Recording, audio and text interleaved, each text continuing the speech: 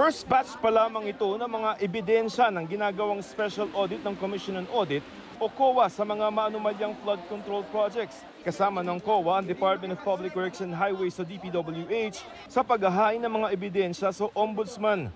5 proyekto sa Bulacan ang binusisi ng COA na napag-alaman nilang mga ghost project na may kabuuang halaga na 341.7 billion pesos galing sa 3 kontraktor.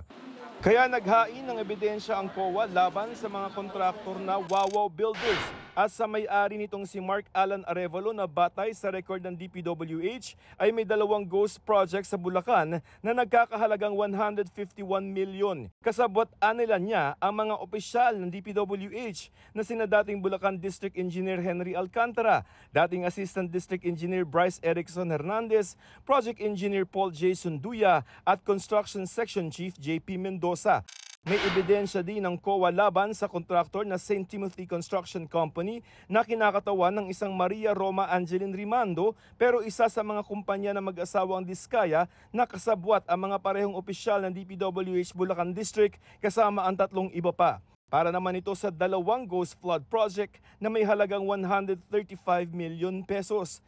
Nakitaan din ng ebidensya ang kontraktor na Sims Construction Trading na ghost project ang 55.7 million na proyekto sa Baliwag, Bulacan na pinuntahan ng Pangulo. Sabit din ang may-ari nitong si Sally Santos at iba pang tauhan ng DPWH para sa 55 million na ghost project. Ang Ombudsman ang magsasagawa ng preliminary investigation para malaman kung ano ang pwedeng isampang kaso sa kanila sa Sandigan Bayan. Ayon kay DPWH Secretary Vince Dizon, sisibakin sa pwesto ang lahat ng mga opisyal at tauhan ng DPWH na lalabas sa investigasyon na ginagawa ng Commission on Audit na sangkot sa mga maanumalyang flood control project.